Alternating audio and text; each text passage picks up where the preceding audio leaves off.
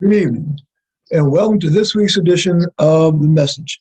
I'm your host, Donatus King. We'll spend this next hour with one purpose in mind, and that one purpose is delivering the message that God is Almighty. Everything that ever was, is now, or ever will be, is a piece of God. Everything that ever was, is now, or ever will be, was made by God. Everything that ever happened is happening right now or ever will happen, was made to happen by God. God has a master plan for all time and all creation. God is Almighty. The message is brought to you by, is produced by the Society of Knowledge Incorporated. The Society is an interdenominational ministry. Our members come from various different religious and spiritual backgrounds. We have various different religious and spiritual beliefs. Although we come from different backgrounds and have different beliefs, there's one belief that we share. There's one piece of knowledge that we hold in common. And that's the knowledge that there's a being. By no matter what name we may have been taught to call that being, by no matter what name we may have come to know that being, whether that name be God, Allah, Yahweh, Jesus, Jehovah, Buddha, nature, by no matter what name, we know that there is a being that possesses not some of the power, not most of the power, but all of the power. We know that there's indeed an almighty being. That's the reason we do this show, and the only reason we do this show, to deliver the message that that being, that personally I call God, that being is indeed almighty. Today is May the 13th, 2021. I remind you of that fact because tonight, as we are on most Thursdays, we are live. As I said, we'll have our announcements, then our testimonies. And Brother Wills, I ask if you please hit that share button, hit that like button, start a watch party. Let all your Facebook friends know that we're on the air. After our testimonies, we'll have our religious spiritual study. And as always, reminded to prove all things, hold fast, that which is good, coming out of the first book of Thessalonians, chapter 5, verse 21. And tonight, we will be studying Hinduism. Hinduism, that's our discussion topic tonight, our study topic, Hinduism. And as you see on the screen now, just an artist's depiction, rendering, relating to Hinduism. And just draw your attention, call your attention to this figure here with the elephant's trunk. And those of you that know anything about Hinduism, you know the meaning of that symbolism, that elephant's trunk. Words of inspiration after our spiritual study, words of inspiration will come out of the book of Exodus. We'll start in chapter 9. That's where we left off, chapter 9, verse 20. And we'll see as far as we get. You see on the screen now, that's our main website, and that's www.godisalmighty.org. I invite you to lock that website into your web browser, and 24 hours a day, 7 days a week, you can visit that website, and we have all of our social media platforms. We have a blog page, Facebook page, Twitter, Instagram, YouTube. You don't have to write down all those different addresses. Just go to that main website, and that main website, very, very easy to remember, www.godisalmighty.org, and that's the message. The message is godisalmighty.org, and I'm sorry, the message is God is Almighty, and that's the name of our website, godisalmighty.org. So lock that in, and you can go to that website, and there are links to all of our social media outlets. So you don't have to write everything down. Just go to that main website, and there's just a link that you can click on. It'll take you to our various social media platforms. The message tonight is being delivered by me, and I'm your host, Donatus King, and I'm broadcasting out of New Orleans, Louisiana. But on the first and third Sundays at 9 p.m., the message is delivered by Messenger Ryan King and Messenger Corey Levier on Facebook Live at the Messenger Facebook page. The Messenger Facebook page. The show is produced by the Lafayette, Louisiana Center of the Society of Knowledge, Inc. The Lafayette, Louisiana Center, as you just heard me talking about, the message being delivered there first and third Sundays. But the Lafayette, Louisiana Center of the Society of Knowledge, and that's presided over by Messenger Ryan King. The society has centers in New Orleans, Lafayette, Opelousas, and Central Florida. And as I said, the Opelousas, Louisiana Center of the Society, that's presided over by Messenger Corey Levier. The Central Florida Center of the Society, that's presided over by Messenger Tainav L. All right, let's get straight into our religious spiritual study. And tonight we'll be discussing Hinduism. And one of the things about this program is that we, as you see the name, says Society of Knowledge. Hey, that's the name of this ministry, Knowledge, Society of Knowledge. And we share knowledge. And the greatest knowledge that we have, is that there's an almighty being. I call that being God. And that's the greatest knowledge that we have, that God is almighty. And as you see it on my cap here, that's the message. God is almighty. Now, other than that piece of knowledge, there's all different types of knowledge relating to and regarding spiritual matters, religion, existence. And we discuss all those different topics. So throughout the years, and the society is over 40 years old, throughout the years, we've discussed topics ranging from Buddhism to Christianity, to Islam, to chakras, all the whole spectrum. And the reason we do that is because we want to share knowledge. Okay? We're not trying to indoctrinate anyone, not trying to convince anybody of anything. Thank you, Messenger Ryan, for joining us on Facebook and for posting that link. As I said, we're not trying to convince anybody about anything or tell anyone that anything is true or false. Even the message itself, that God is almighty. Not trying to convince anybody that's true or false. We're delivering that message. And something that we know, it's in God's hands how you're going to receive that message. There are some of you that are going to receive that message and say, yes, I believe that. I believe that's true. Some of you are going to receive that message and say, no, I don't believe it. Some not going to have an opinion one way or the other. And that's really not why we're here, to give you an opinion. We're here to deliver the message. So when we talk about all these different subjects, again, it's to share knowledge.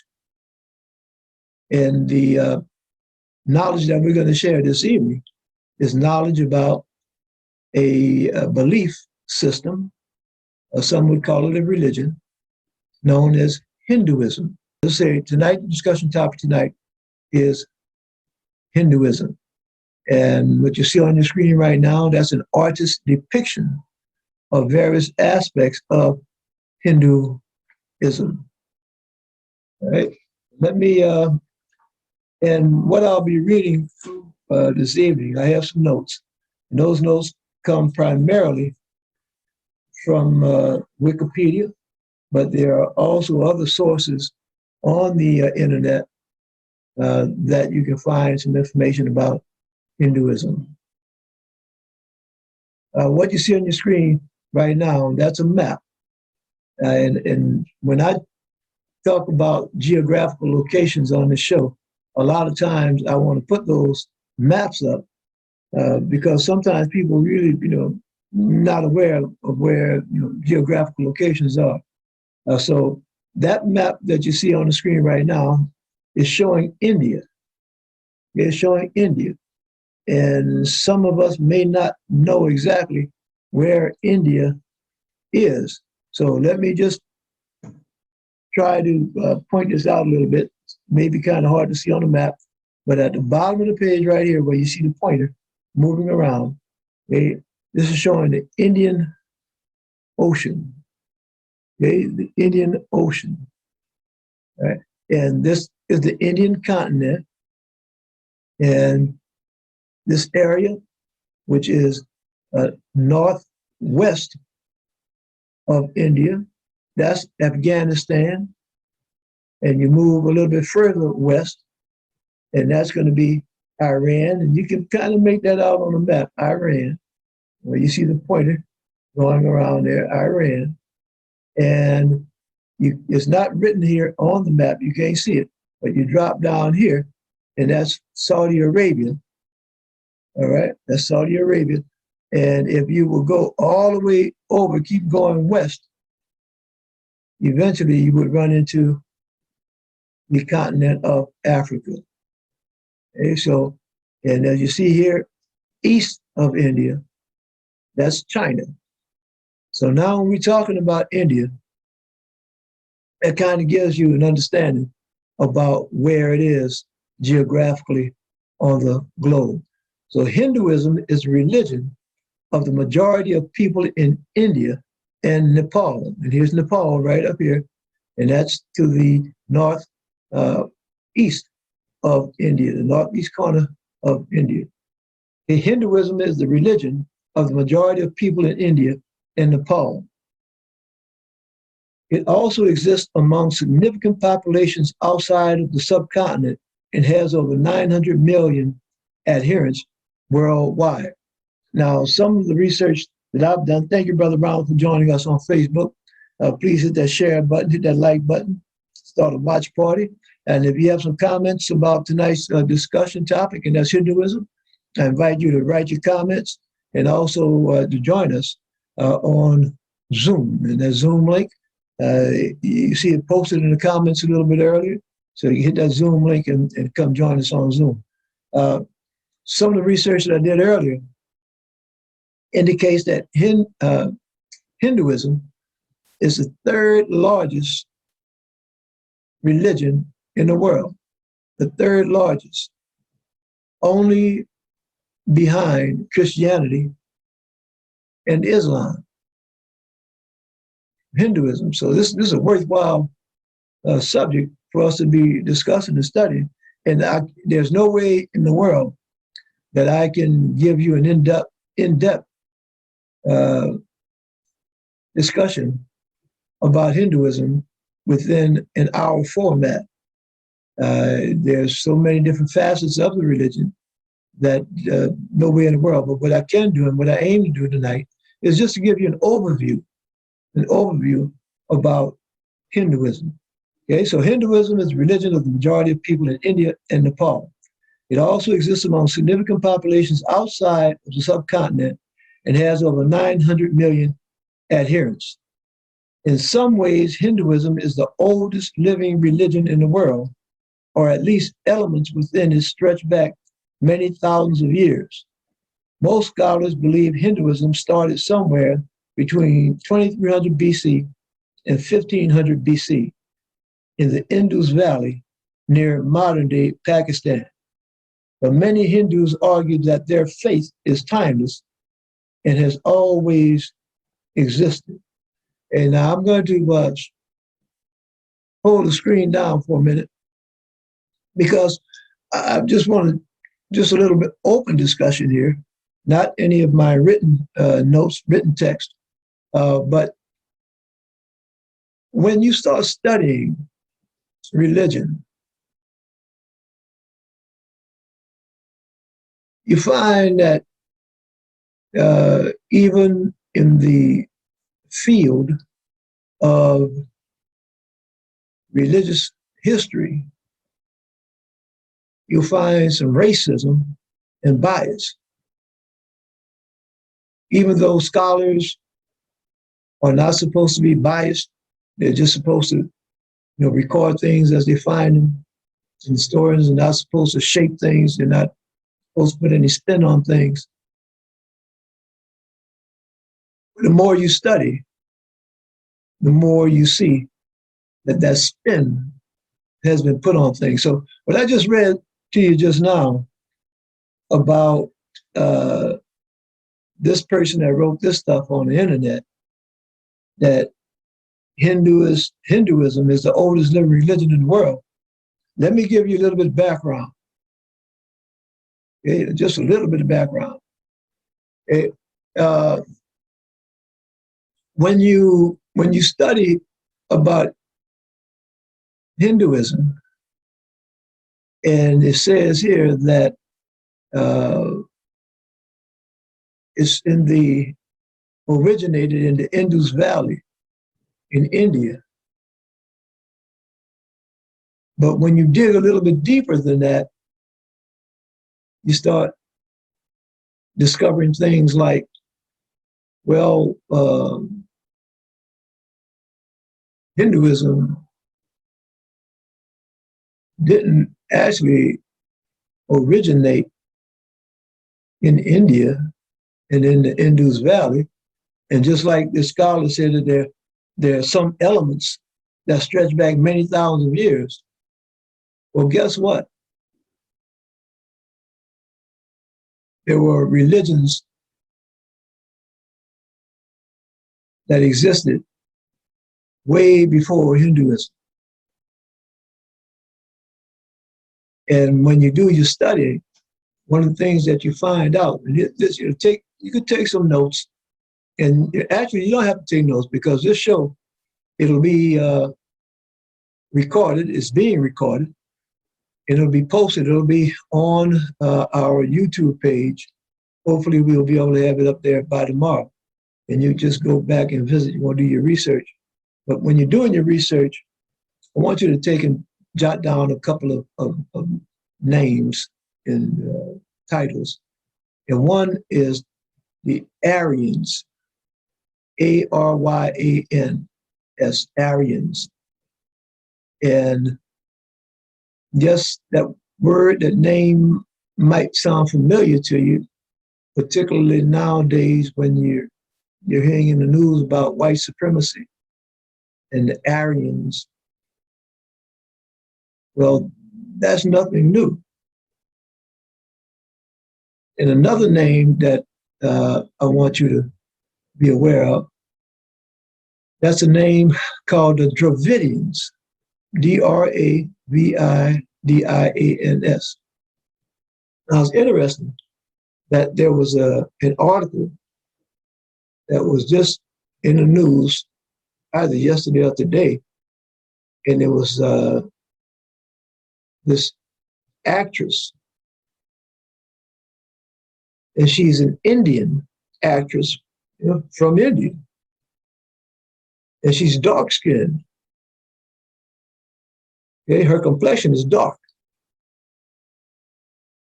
and she was engaged in a discussion about how nowadays when people think about Indians, people from India, they think about a lighter complexion person. Whereas in India itself, there are many Indians that are very dark-skinned, much darker than me. And she was talking about that dichotomy in the Indian culture, as far as how the lighter-skinned Indians have more advantages or treated differently than the darker-skinned Indians.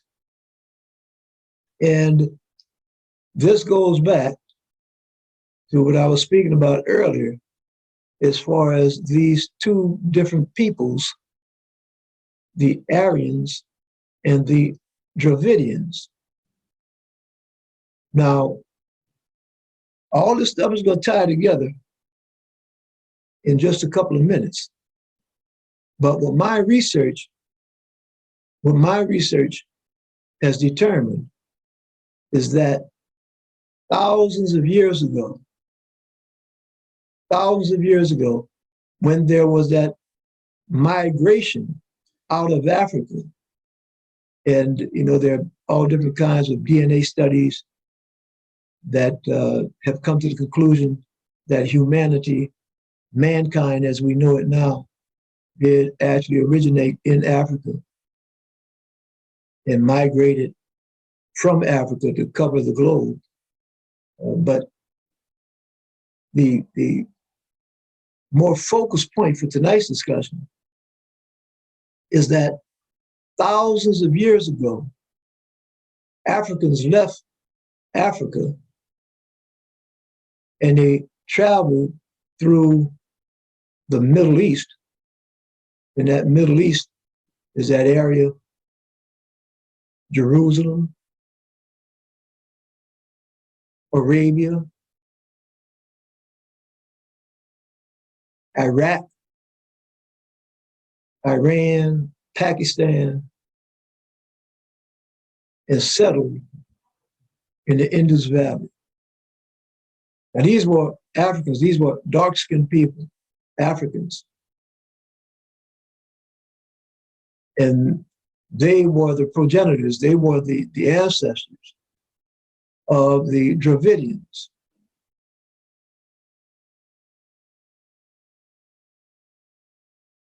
Those Indians that lived in the lower part of India, the Indian continent. And then, at some point, thousands of years after that initial migration, there were another group of people, a group of people that they called that spoke the Indo-European languages, the Aryans that came out of Europe and went into India and eventually subjugated the Dravidian people. And those Indo-Europeans, as they call them, those Aryans, assimilated, adopted, co-opted some of the language and religious belief and knowledge of the Aboriginal Indians, the Dravidians. And out of that amalgamation, out of that mix, came what currently known as Hinduism. But the interesting thing about this, and that's what one of the reasons I love so much in studying this stuff and talking about it and studying it, because the real interesting part about all this is when you look at the map and when you just study world civilizations, not in particular religion or anything else like that, but to study world civilizations, the history of world civilizations. And you see the spread of humanity across the globe. And then you can start seeing how one culture influenced another culture. And in this area of the Indus Valley, in this area of India, you see that there are many concepts in Hinduism that you find in Islam, that you will find in Judaism, that you will find in Christianity, that you will find in ancient African beliefs. many, many similarities. And it's no wonder, because as people intermingled, whether by choice or by force, as people intermingled, as they lived side by side, it's no wonder that they will start sharing different ideas and sharing different beliefs. The same way that we can see that Christianity shares some ideas and beliefs with other, what's called, not gutter religions, but called religions that really are pagan. Ideas such as December 25th being not only the feast day and birthday of the Roman god Mithra, but later adopted as the birthday of the Christian Jesus Christ. So just a little bit about it. I went off script, but that's just some background. See, a lot of times, like Thessalonians reminds us and encourages us to prove all things, hold fast that which is good. You know, when you're reading through some stuff, you know, it's good. You know, it's good to look and see what Wikipedia has to say. But don't let Wikipedia be the be all and the end all. You know, do your own research. There are thousands of pages on any particular topic. You take and type in Hinduism, and you'll see thousands of pages will pop up. And as you sift through those pages, you'll see that sometimes there's a recurring theme through those pages. And then sometimes you see that something that you see on one page is completely contradictory to something you might see on another. So that's only said, prove all things. Hold fast that which is good. And if you hear me say something on this program that's not quite right, I encourage you, I ask you to please let me know. Let me know while we're on the air. Because I don't want to say something that's not correct. I don't want to be spreading misinformation. So if you hear me say something, let me know. And in the same way, one of our commenters, if someone comes on Zoom and says something that's not quite right, let us know. Okay.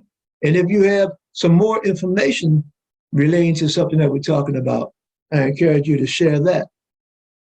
Okay. So let's get back to our prepared presentation, right? Okay, so as we were looking at the map of India, okay, so unlike most other religions, Hinduism has no single founder, no single scripture, and no commonly agreed set of teachings. Hindus value many sacred writings as opposed to one holy book. The primary sacred texts, known as the Vedas, were composed around 1500 BC. So see what I'm talking about? Now they're talking about this is the Vedas were composed around 1500 BC, but we see scriptures inscribed on the pyramids in Egypt that go back 5,000 or 10,000 years. So how is it that you can say that Hinduism, the oldest religion? Okay. And when you study the history of world civilizations, and as we just read and just talked about, the folks in India originating in Africa, came from Africa, the Africans. And the pyramids are in Africa. No folks talk about Egypt, but Egypt is in Africa. You look at the map, it's on the African continent. So as I said, when you're studying, just keep an open mind. It's good to be inquisitive. It's good to ask questions. Right? So here are the Vedas. And the primary sacred texts known as the Vedas were composed around 1500 BC. The collections of verses and hymns was written in Sanskrit and contains revelations received by ancient saints and sages. Hindus believe that the Vedas transcend all time and don't have a beginning or an end. Most forms of Hinduism worship a single deity known as Brahman. And what you see on your screen now, that's just a symbolism of Brahman. This is not a depiction of Brahman because Brahman doesn't have a body, doesn't have a physical sense as far as being able to be depicted. This is a symbolism of Brahman. Brahman is formless, and I say formless, Formless. Brahman, and let me try to make sure I enunciate, that's Brahman, not Brahma, Brahman, Brahman, okay? Brahman. Brahman is formless, but is the birthplace of all forms in visible reality. Now, I have to stop there. I have to stop the screen share because it says that Brahman is formless, but is the birthplace of all forms in visible reality. Okay? Is the birthplace. So everything that's in visible reality, this hat is visible, I'm visible, your computer, your television, that's visible. This ink pen is visible. That's a heck of a concept, that something that is formless, doesn't have any form. And if it doesn't have any form, that means you can't touch it, you can't see it, but it's real. Something that is formless has created all this stuff that has form. Something that is not composed of matter, because matter has form. Something that is not composed of matter has given birth to all matter. Isn't that a heck of a concept? Brahman, formless, but is the birthplace of all forms in visible reality. Well, you know something, as outrageous as that sounds, as outrageous as that sounds, something coming out of nowhere. Right? Everything that is being created out of something that you can't see.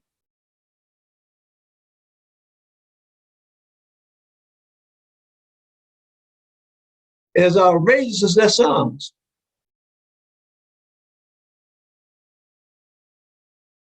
that's the same thing when you think about it. That's the same thing that the Bible says.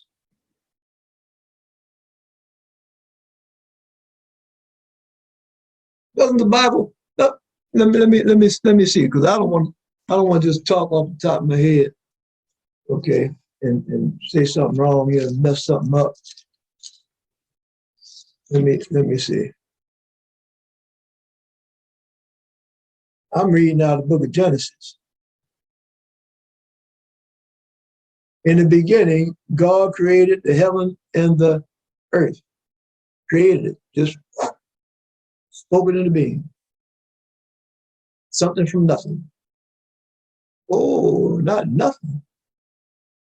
Well, there was something, and that was God. It spoke all creation into being. Look at that. The heaven and the earth. No sky, no earth, no matter. And God just spoke it into being. And the Spirit of God moved upon the face of the waters. Look at that. This is, man, that sounds kind of just like what the Hindus are talking about. Yeah. Look what it says here. A little bit more about what is reading here, and let's get the board back up. Okay, there's some pretty interesting stuff. Now, it's not really hard to believe because we know that the Bible was written by, in present form, written by the Jewish people, and then it was adopted by the Old Testament, adopted by the Christians, and we know that the Jewish. Let me stop there a minute. Okay, we know that the Jewish people, we know where they came from, right? Okay, no, they didn't come from Jerusalem. No, that's Rome. Okay, Jerusalem was one stop along the way. But when we read the scriptures tell us that the Jewish people, one of the patriarchs of Judaism, guy named Abraham, right? Right, Abraham. And Abraham, the scriptures tell us that Abraham came from a place called Ur, Ur of the Chaldees. And that's in Persia, that's in Babylon, that's in Iraq. So here this Jewish guy, and he wasn't Jewish, they weren't called Jews then, he was another Arab or, coming out of Iraq, coming out of Persia, coming out of Babylon. And we just saw on the map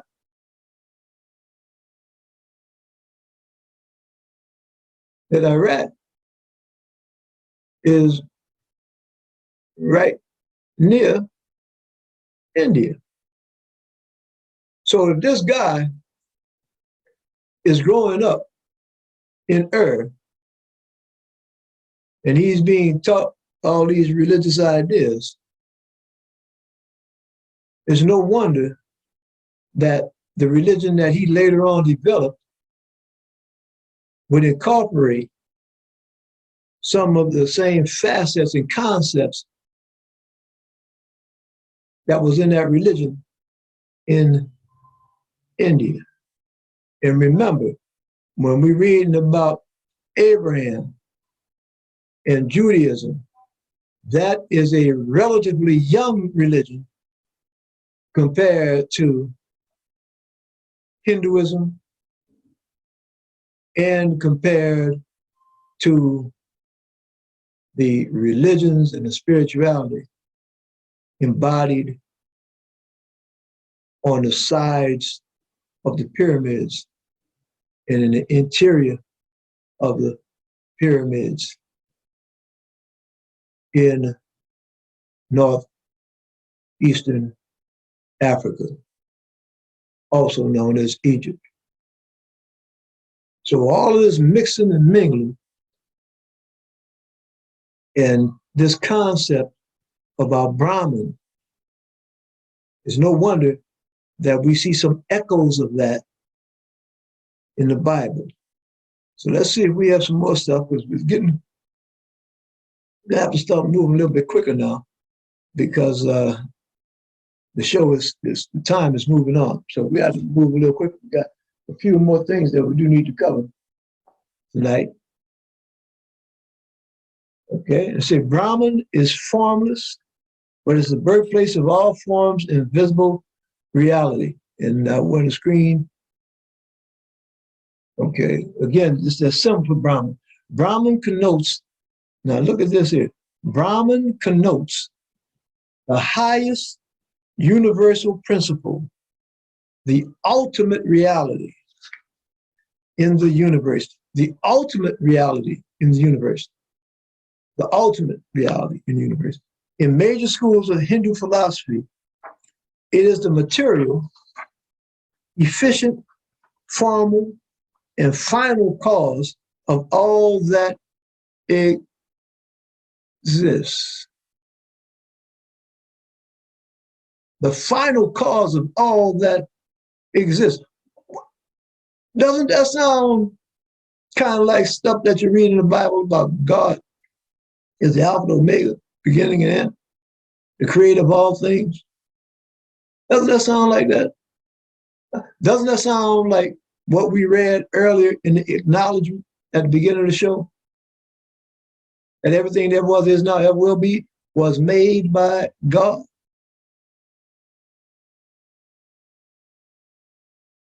Man, a lot of similarities there. Okay. It is the pervasive, infinite, eternal truth and bliss which does not change, yet is the cause of all changes. Does not change, yet is the cause of all changes. The universe changes every nanosecond. There are changes in the universe. Yet no, the universe never changes. What was, is now, and will be.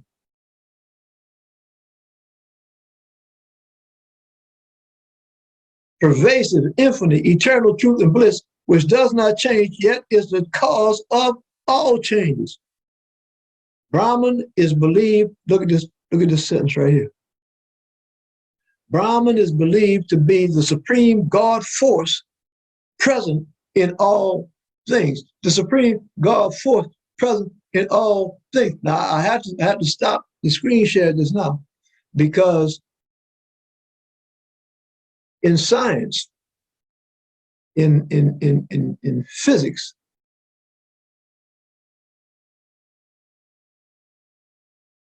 there's a school that teaches about quantum physics, and it speaks about particles. Yeah, when you break matter down, when you break this physical being down, when you break matter down into molecules and then break it down into atoms, and you keep breaking it down, break it down in the smallest pieces that science has come up with right now, they call them particles. They couldn't come up with a fancy name, just called a particle.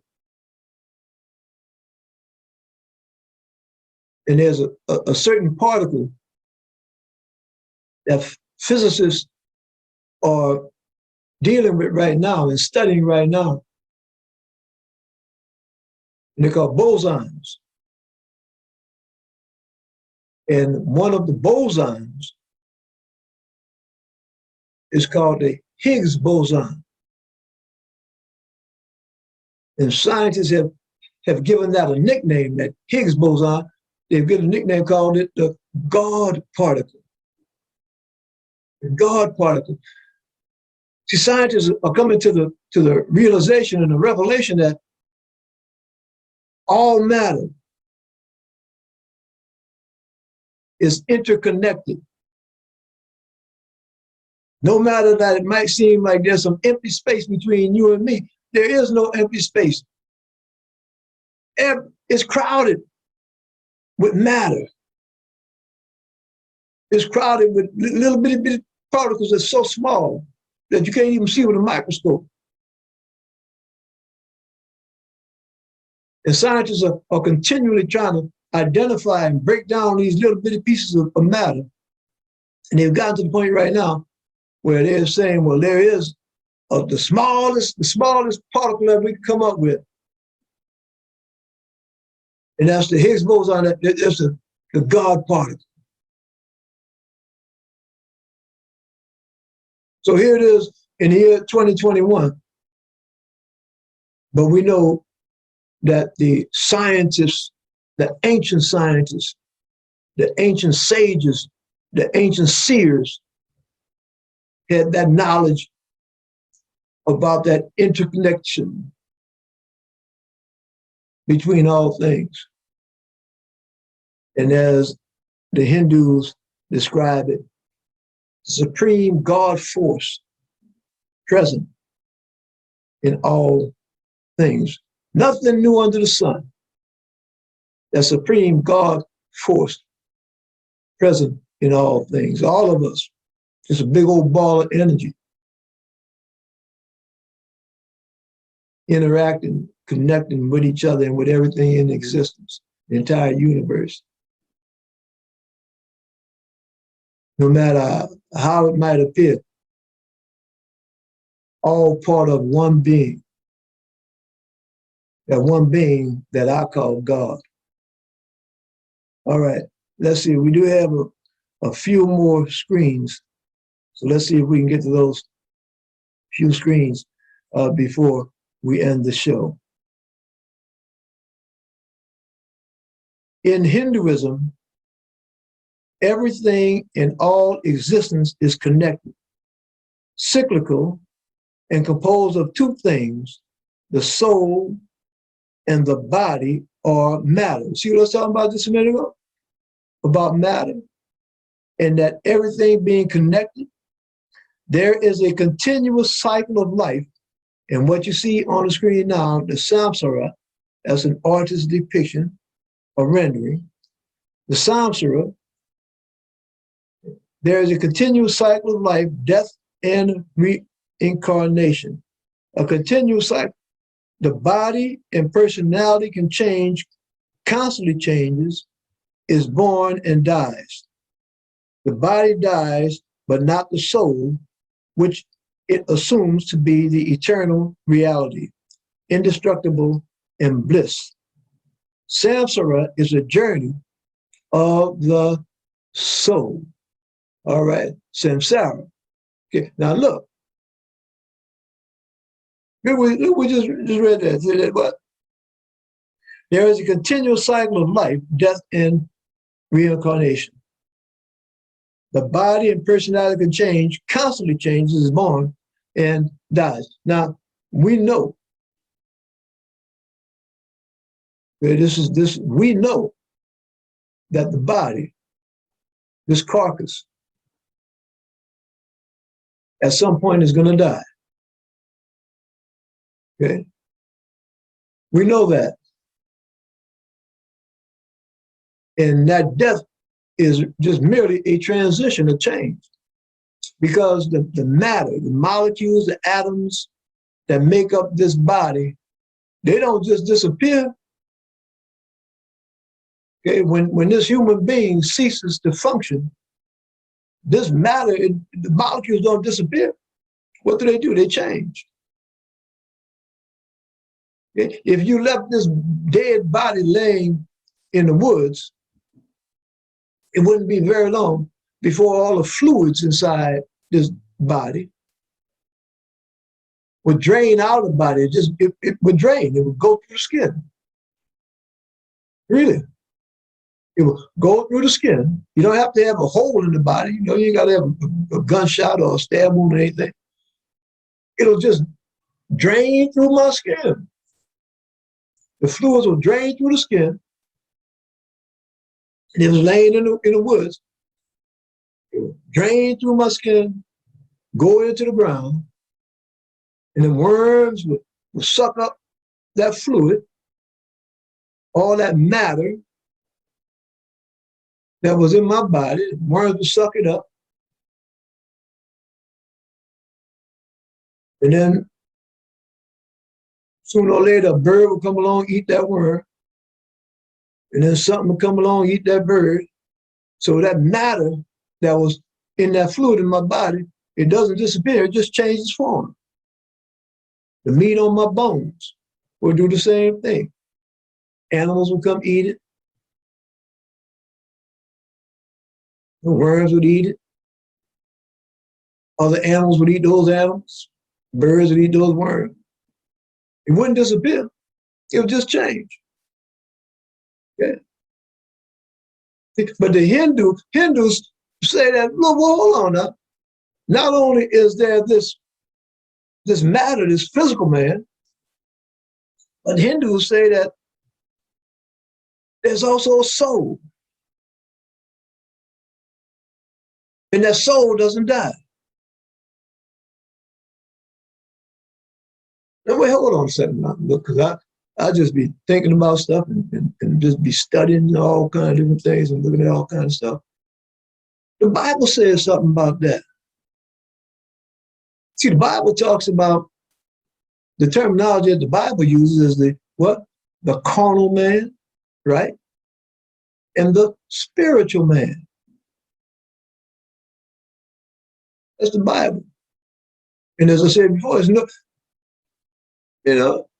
wonder, it's not a coincidence. No, it's no wonder that the Christians and the Jewish people is saying something very similar to what the Hindus are saying. It's no wonder about that. Yeah. All this intermingling going back and forth. All right, all the swapping, sharing, and carrying on. All right, so yeah, I know I do have to go a little bit faster. There is a continuous cycle of life, death, and reincarnation. The body and personality can change constantly, changes, is born, and dies. The body dies, but not the soul, which it assumes to be the eternal reality, indestructible, and bliss. All right. A few more screens, and we'll be ready to close the show out. The eternal soul, called Atman, does not change and cannot change. This philosophy holds that living creatures have a soul, and they're all part of the supreme soul. Wait a minute, hold on. And this is the artist's depiction of that bright area that you see there, depicting the soul. So we have the body, and encased in that body is the soul, or some folks might say the spirit man. Okay. The eternal soul, called Atman, does not change and cannot change. This philosophy holds that living creatures have a soul, and they're all part of the supreme soul. So that little soul that you see there, that light inside that body, is all part of a larger light. Wait a minute, what's that thing? Let's say this little light of mine, okay, this light, and this soul. Hindus believe that the soul passes through a cycle of successive lives, and its next incarnation is always dependent on how the previous life was lived. All right, so now we got that reincarnation. So that soul, it continues on. The body might die and change and all the rest of that, but the soul continues on. It doesn't die, it doesn't change around. That soul continues on. All right. Hindus believe in the doctrine of karma, the universal law of cause and effect. Current karma impacts the future circumstances in this life, as well as the future forms and realms of lives. Good intent and actions lead to good future. Bad intent and actions lead to bad future. Karma symbols, such as the endless knot that you see on your screen, are common cultural motifs in Asia. Endless knots symbolize the interlinking of cause and effect, a karmic cycle that continues eternally. Now you see another symbol that modern day people use about karma would be like a boomerang. That you do something out there, throw something out there in the universe, and it's going to come back to get you. Okay, so karma. But that's a part of the Hindu philosophy, that as you live your life, if you do good things, then when you die, when you are reincarnated, when your soul is placed in another body later on, then you're going to have an easier life. But if you do bad things, then in your next life, you're going to have a harder time. All right? And now we come to this next concept. The next concept is moksha. And I've been corrected sometimes on the show using different phrases and words. And, I've been told that, no, that's not the right way to say it. Okay? Well, who told you what's the right way to say something? Okay? Might not be the way everybody else says it. But anyway, moksha, that's how I'm pronouncing it. It's M-O-K-S-H-A. It's on your screen. Look it up. Okay. In Hinduism, the goal is to achieve moksha, or salvation, which ends the cycle of the soul's rebirths to become part of the absolute soul. And become part of the absolute soul. Now, when I was reading this and studying this, that brought to mind something that we studied a few months ago, and that was, we were studying Kundalini and the chakras, and the concept of nirvana and the Kundalini awakening. And the sign is very, very similar, that you can achieve, and let me stop this now, that you can achieve a certain existence, a certain state of being, whereas this identification with this carcass, with this vessel, where that identification ceases, and you come to the awareness of the oneness, of the being, that you are indeed a part of the all, that you are one with the all. And that similar concept indeed is in Christianity. I am one in the Father, and the Father in me, and you in me. That oneness. As I close out tonight, hopefully this, good discussion about Hinduism, just barely scratching the surface. I encourage you to do your own research on it if you're so inclined. And I thank you for watching tonight. Yeah, thank you for watching. And again, everything that I've talked about tonight, one purpose in mind, and that one purpose is to deliver, okay? Not to convince you of, not to explain, but to deliver the message that God is Almighty. And because I know that God is Almighty, I know that God has the power to bring you through whatever it is that you got to go through in this upcoming week. And that's my prayer. As I close, my prayer that in this upcoming week, may God Almighty bless you and yours with peace.